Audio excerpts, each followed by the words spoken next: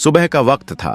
जिला मुख्यालय के बाहर सड़क पर हलचल बढ़ रही थी। किसी को पता नहीं था कि कुछ ही मिनटों में एक ऐसा हादसा होने वाला है जिसकी गूंज पूरे राज्य में सुनाई देगी। कहा जाता है उस दिन ड्यूटी पर तैनात एक दरोगा ने गुस्से में आकर अपने ही सीनियर आईपीएस अधिकारी को थप्पड़ जड़ दिया। थप्पड़ सिर्फ चेहरे पर नहीं पड़ा था, वो गिरा था पूरे सिस्टम की साख पर। आखिर क्या था वो पल जिसने एक वर्दी को दूसरी वर्दी के खिलाफ खड़ा कर दिया? क्या ये अहंकार की टक्कर थी या किसी बड़े सच को छिपाने की कोशिश? सच जानने के लिए बने रहिए हमारे साथ, क्योंकि आगे जो खुलासा होगा वो आपकी सोच को हिला देगा। सुबह की हल्की धूप बाजार की दुकानों की छतों पर बिखरी थी। आवाजें गूंज रही थीं, सब्जियों की पुकार, बच्चों की हंसी और दुकानदारों की चहल पहल। लेकिन इस रौनक के बीच एक शख्स था जिससे सबकी रूह कांप जाती थी। दरोगा रामवीर ठाकुर। उसके हाथ में लाठी, आंखों में घमंड और चाल में हुकूमत थी। वह हर दुकान पर रुकता, अपनी जेब में नोट ठूंसता और ठंडी मुस्कान के साथ आगे बढ़ जाता। कोई कुछ कहने की हिम्मत नहीं करता था, क्योंकि सब जानते थे ठाकुर के खिलाफ बोलना मतलब मुसीबत को बुलाना।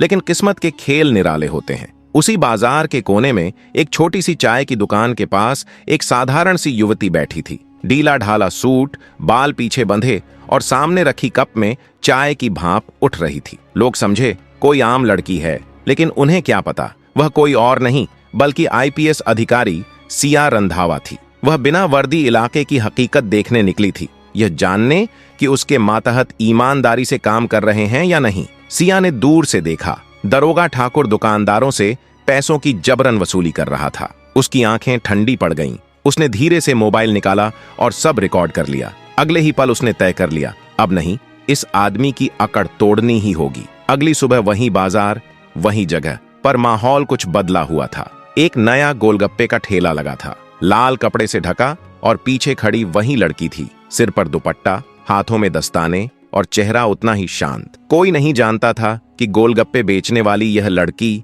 वही आईपीएस सिया रंधावा है। वह लोगों को मुस्कुराकर पानी पूरी खिला रही थी, लेकिन उसकी निगाहें लगातार सड़क पर टिके थीं। वक्त धीरे धीरे बीत रहा था। लगभग 2 घंटे बाद वही बाइक, वही सायरन जैसी हंसी और वही अकड़। दरोगा रामवीर ठाकुर अपनी टोली के साथ बाजार में दाखिल हुआ। सिपाही दोनों तरफ खड़े थे। दरोगा ठाकुर अपने रौबदार अंदाज में बाजार में दाखिल हुआ। उसने आते ही एक समोसे वाले को घूरा और गरज कर बोला, क्या रे, आज फिर लेट हो गया? चल 500 निकाल। बेचारा समोसे वाला कांपते हुए नोट निकालकर उसके हाथ में रख देता है। ठाकुर मुस्कुराता है, जेब में पैसे डालता है और आगे बढ़ जाता है। तभी उसकी नजर अचानक एक नए ठेले पर पड़ती है, पानी पूरी का ठेला, जिसके पीछे खड़ी एक साधारण सी लड़की ग्राहकों को मुस्कुरा कर खिलाती जा रही थी। ठाकुर वहीं रुक जाता है। उसकी आंखों में चालाकी चमक उठती है। मुस्कुराते हुए कहता है, अरे वाह, नई दुकान लगी है, चलो अच्छा है, अब तुमसे भी हफ्ता लेना पड़ेगा। लड़की यानी सिया ने सिर उठाया और शांत स्वर में पूछा, कौन सा हफ्ता साहब? ठाकुर अकड़ते हुए बोला, जो सब देते हैं वही, वरना कल से ठेला यहाँ नहीं दिखना चाहिए, समझी? सिया ने बिना डरे उसकी आंखों में देखा और बोली, साहब मैं कोई पैसा नहीं दूंगी। ये सुनते ही ठाकुर जोर से हंस पड़ा।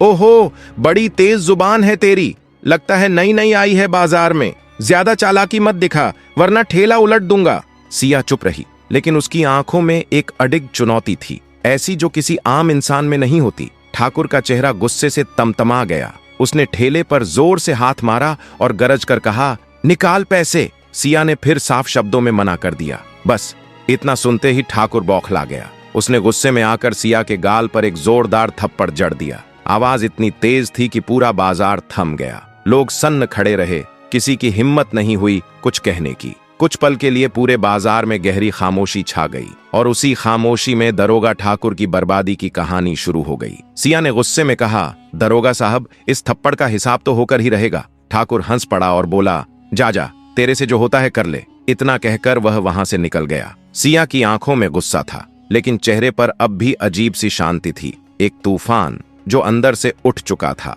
उसी समय वह सीधे थाने पहुंची। थाने में एसएचओ अपनी कुर्सी पर बैठा पकौड़े खा रहा था। उसने सिया को देखा और बेपरवाही से पूछा, क्या काम है, क्या लेने आई हो यहाँ? सिया ने बिना हिले डुले कहा, साहब मुझे एक रिपोर्ट लिखवानी है। एसएचओ ठहाका लगाकर बोला, यहाँ कोई रिपोर्ट नहीं लिखी जाती, चलो निकलो यहाँ से। सिया शांत स्वर में बोली, साहब रिपोर्ट तो थाने में ही लिखी जाती है।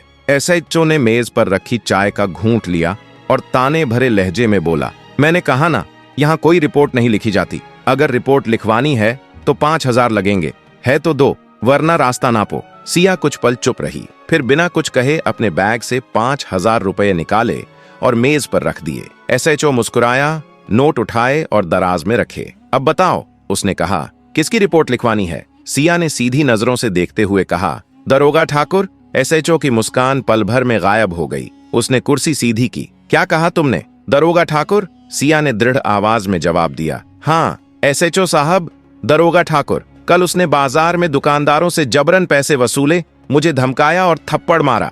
मैं उसकी रिपोर्ट दर्ज कराना चाहती हूँ।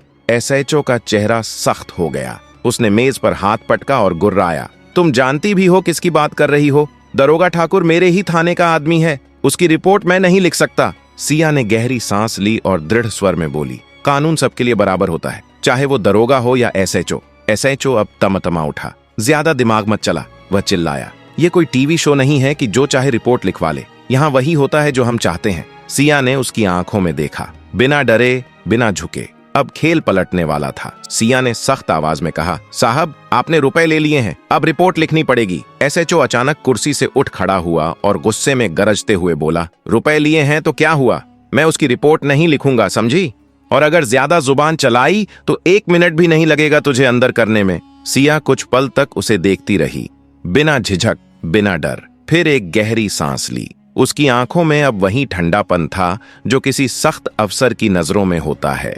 बिना कुछ कहे वह मुड़ी और थाने से बाहर निकल गई। बाहर बाजार में वही हलचल थी। लोग अपनी दुकानें समेट रहे थे। हवा में तले हुए पकोड़ों की खुशबू थी और सड़कों पर शोर था। लेकिन सिया रंधावा के भीतर अब सन्नाटा था। उसके मन में सिर्फ एक आवाज गूंज रही थी, दरोगा ठाकुर के थप्पड़ की। उसका चेहरा गुस्से और अपमान से तमतमाया हुआ था। उसने तय कर लिया था, अब यह मामला यहीं नहीं रुकेगा। वह सड़क किनारे खड़ी हुई, कुछ पल सोचा और फिर अपने फोन की स्क्रीन खोली। उसके हाथ हल्के से कांपे, लेकिन उसने कॉल लगा दिया अपने भाई मंत्री अशोक रंधावा को। फोन कुछ सेकंड तक बजा, फिर दूसरी ओर से भारी आवाज आई, हाँ सिया, सब ठीक है ना? सिया की आवाज धीमी लेकिन ठोस थी। नहीं भैया, इस बार कुछ बहुत गलत हो गया है। क्या हुआ? अशोक रंधावा ने तुरंत पूछा। सिया बोली, थाने का दरोगा ठाकुर, उसने बाजार में वसूली करते हुए मुझे थप्पड़ मारा और जब मैं रिपोर्ट लिखवाने गई तो एसएचओ ने पैसे मांगे, रिपोर्ट तक नहीं लिखी। कुछ पल के लिए फोन के उस पार खामोशी छा गई। फिर अशोक रंधावा की आवाज भारी और धीमी आई, कहाँ हो तुम अभी? सिया ने कहा, मैं इस समय बाजार में हूँ। भैया मुझे आपकी मदद चाहिए, आज शाम तक बाजार में आ जाइए। सिया ने फोन पर कहा, वही जगह जहाँ कल समोसे वाला ठेला था। अशोक रंधावा की आवाज गंभीर थी। ठीक है सिया, मैं आता हूँ। शाम के करीब 5 बजे का वक्त था। सूरज ढलने को था। बाजार की भीड़ धीरे धीरे कम हो रही थी। सिया सादे सूट में खड़ी थी, चेहरे पर वही कठोरता और आंखों में दृढ़ता। तभी एक बाइक बाजार के मोड़ पर आकर रुकी।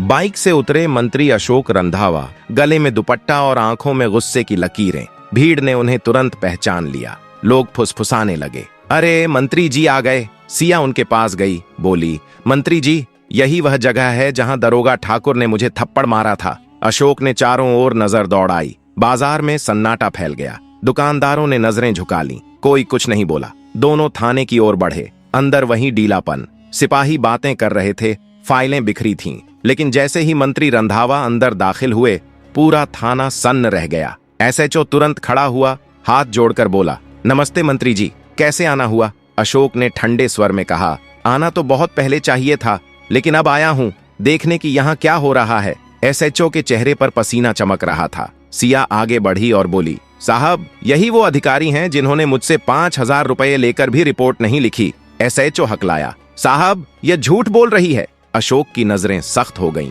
पूरा माहौल बदल गया। तभी दरवाजा खुला और दरोगा ठाकुर अंदर आया। उसने जैसे ही मंत्री जी और सिया को देखा, उसका चेहरा पीला पड़ गया। एक पल को ठिठका, फिर बोला, साहब आप? अशोक ने ठंडे स्वर में कहा, हाँ पहचान लिया ना? ठाकुर हकलाते हुए बोला, जी साहब, मैं तो बस ड्यूटी पर था। अशोक ने तीखे स्वर में कहा, ड्यूटी पर था और उसी ड्यूटी में दुकानदारों से वसूली कर रहा था? ठाकुर चुप रहा, सिर झुका लिया। अशोक बोले, देखो एसएचओ, तुम्हें सिया की बात सुननी चाहिए थी और रिपोर्ट दर्ज करनी चाहिए थी। आगे से ध्यान रखना। इतना कहकर मंत्री अशोक रंधावा और सिया थाने से बाहर निकल गए। बाजार में पहुंचते ही अशोक ने धीमे स्वर में कहा, सिया अब सब ठीक है, तुम जा सकती हो। तो दोस्तों, तभी सिया वहां से चली गई और मंत्री जी बाजार के रास्ते से अपने घर लौट रहे थे। उन्होंने सोचा अब तो सब ठीक है, कोई दिक्कत नहीं रहेगी, लेकिन किस्मत ने उनके लिए कुछ और ही लिखा था। रास्ता वही पुराना बाजार वाला था। मंत्री जी बाजार से निकल ही रहे थे कि तभी एक बाइक तेजी से उनके पास आकर रुकी। दरोगा ठाकुर था वो,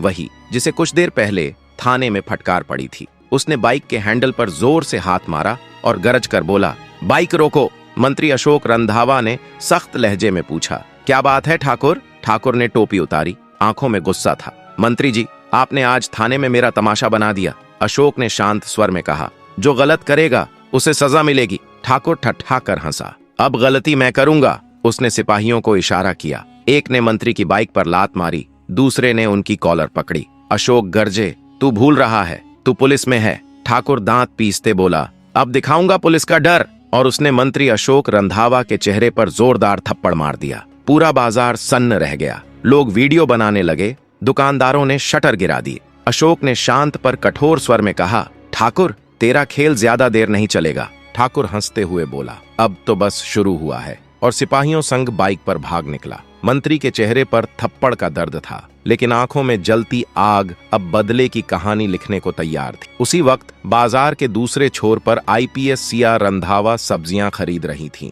तभी उन्होंने अपना फोन निकाला और किसी को कॉल लगाया। हेलो जितेंद्र जी, मैं आईपीएस सिया रंधावा बोल रही हूँ। मैडम नमस्ते, उधर से आवाज आई। बहुत दिनों बाद कॉल आया, सब ठीक है ना? सिया की आवाज भारी थी। ठीक नहीं है जितेंद्र, मुझे तुम्हारी मदद चाहिए। कहिए मैडम, क्या बात है? दरोगा ठाकुर, वही जो पहले तुम्हारे जिले में पोस्टेड था, अब मेरे इलाके में है। उसने कल मुझे बाजार में थप्पड़ मारा और एसएचओ ने रिश्वत मांगी, रिपोर्ट तक नहीं लिखी। फोन के उस पार कुछ पल सन्नाटा रहा। फिर जितेंद्र की आवाज आई, क्या कहा? उसने आपको मारा? सिया ने ठंडे स्वर में कहा, हाँ, और अब मैं चाहती हूँ कि दोनों को सबूत के साथ सस्पेंड करवाया जाए। जितेंद्र बोला, मैं आदेश लिखवा दूं? सिया ने जवाब दिया, नहीं, बिना सबूत मैं किसी पर उंगली नहीं उठाती। कल मैं फिर बाजार जाऊंगी पानी पूरी बेचते हुए, तुम दूर से वीडियो बनाना। जितेंद्र चौंका, अगर उसने फिर कुछ किया तो? सिया ने दृढ़ता से कहा, मुझे डर नहीं है, इस बार मैं तैयार रहूंगी। अगले दिन सिया साधारण कपड़ों में बाजार पहुंची, पीले सूट में, चेहरे पर हल्की मुस्कान, पर निगाहें सतर्क थीं। थोड़ी दूरी पर जितेंद्र कैमरा ऑन किए सब रिकॉर्ड कर रहा था। कुछ देर बाद बाइक की गड़गड़ाहट सुनाई दी। वही दरोगा ठाकुर घमंड और अकड़ के साथ बाजार में उतर चुका था। बाजार के बीच ठाकुर ने बाइक रोकी और बोला, देखते हैं आज किसने नया ठेला लगाया है। उसकी नजर सिया के पानी पूरी ठेले पर पड़ी। वह बोला, चल हफ्ता निकाल। सिया ने दृढ़ स्वर में कहा, मैं कोई हफ्ता नहीं दूंगी। ठाकुर हंसा, फिर ठेले पर जोर से हाथ मारा। प्लेटें बिखर गईं, पानी सड़क पर बह गया। सिया चुप रही, पर उसकी आंखों में डर नहीं, आग थी। ठाकुर ने ठेला लात से गिराया और चला गया। भीड़ में खड़ा जितेंद्र शर्मा सब कुछ रिकॉर्ड कर रहा था। शाम को उसने वीडियो दिखाते हुए कहा, मैडम सबूत साफ हैं, अब ठाकुर नहीं बचेगा। सिया बोली, ये फाइल मैं खुद तैयार करूंगी, ये लड़ाई मेरी है। अगले दिन दोनों थाने पहुंचे। एसएचओ हंसते हुए बोला, अरे वाह, फिर आ गई, क्या तमाशा है आज? लेकिन उसे अंदाजा नहीं था, आज तमाशा नहीं, तूफान आने वाला था। जितेंद्र कुछ बोलने ही वाले थे कि सिया ने ठंडे स्वर में कहा,